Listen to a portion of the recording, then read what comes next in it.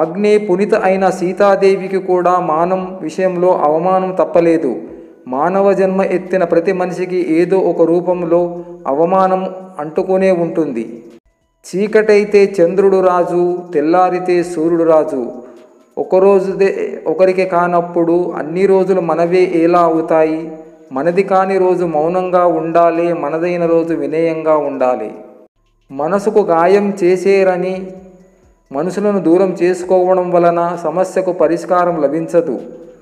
ఎటువంటి పరిస్థితిలో మనతో కఠినంగా మాట్లాడాల్సి వచ్చిందో అర్థం చేసుకోగలిగితే 100కి 99 సమస్యలు తీరిపోయినట్లే. ఒక్క ఓటమితో పిరికివాడు మాత్రమే ఇది నా తలరాత అని ఆగిపోతాడు. ధైర్యవంతుడు అక్కడి నుంచి అసలు జీవితాన్ని ప్రారంభిస్తాడు. వింటున్నారు కదా అని కథలు చెప్పకండి, నమ్ముతున్నారు కదా అని నాటకాలు ఆడకండి. ఏదో ఒకరోజు నిజాలు తెలిసి వాళ్ళు దూరమయ్యాక వినేవారు లేక నమ్మేవారు కనబడక ఒంటరిగా మిగిలిపోతారు మోసం చేసిన మీరు. మన దేశంలో మనిషిని మనిషిలా చూసేది భూమి ఒక్కటే. ఏ కులపోడు పండించినా పండుతుంది, ఏ కులపోడు చనిపోయినా తనలోకి తీసుకుంటుంది భూమి. ఎవరి ప్రయత్నం వారు చేస్తేనే అది మానవ ప్రయత్నం అవుతుంది. ఎవరికి వారు నాకెందుకు అనుకుంటే సమాజం సజీవం సమాధి అవుతుంది. రహస్యంగా నిన్ను మెచ్చుకునే వారికన్నా బహిరంగ నిన్ను తిట్టేవారే 1000 రెట్లు మెరుగు. నాకు పేదరికం అంటే చాలా ఇష్టం, ఎందుకంటే గొప్ప గొప్ప వారు జన్మస్థలం అదే కనుక. ఎవరి మనసు మంచిగా ఉంటుందో వాడి తలరాత చెడుగా ఉంటుంది, ఇది నిజం.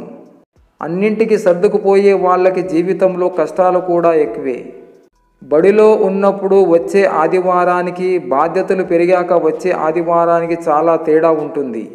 డబ్బు ఉన్నా లేకపోయినా ప్రేమగా చూసుకునే భర్త ఉంటే చెట్టు కిందైనా సంతోషంగా బ్రతకొచ్చు. మనం రోజు రోజుకి ఎదుగుతూ ఉండాలంటే నలుగురితో సంస్కారంగా ఒదుగుతూ ఉండాలి. ఎందుకు చీకటంటే ఇష్టం? కల్తీ లేనిది భూమిపై అదొక్కటే కాబట్టి. భయం మిమ్మల్ని చాలా నిదానంగా చంపే విషం. దాని గురించి ఎక్కువగా ఆలోచిస్తే అది మిమ్మల్ని తన స్వాధీనం చేసుకుంటుంది. మీరు మీకే తెలియకుండా దాని వశమైపోతారు. దానిని వదిలించుకోండి, లేకపోతే అది మీ శక్తిని హరిస్తుంది. ఏమో పోయాక ఎక్కడికి వెళ్తామో తెలియదు, కానీ ఉన్నవాళ్ళు కొందరి గుండెల్లో నిలిచిపోవాలి. సముద్రంలో తీరం తాకే ఎన్ని అలలు ఉన్నా తీరం ఒకటే ఉంటుంది. అలాగే మనిషికి తాకే ఇతులు ఎన్ని ఉన్నా మనసుకు తాకే స్నేహితుడు ఒక్కడే ఉంటాడు. మనం మాట్లాడే మాటల్లో న్యాయమైన ఉండాలి, లేదా నిజమైన ఉండాలి. తప్పుడు మాటలు మాట్లాడి కప్పిపుచ్చుకుంటే మీ మనస్సాక్షికి జవాబు చెప్పాల్సి వస్తుంది ఏదో ఒక రోజు. నాన్నను చూసి నేర్చుకోవచ్చు కష్టపడకుండా ఏది రాదని. అమ్మను చూసి నేర్చుకోవచ్చు ఓర్పు లేకుండా బ్రతకలేమని. చెల్లిని చూసి నేర్చుకోవచ్చు ఇంట్లో ఒక కళ అమ్మాయి రూపంలో ఉందని.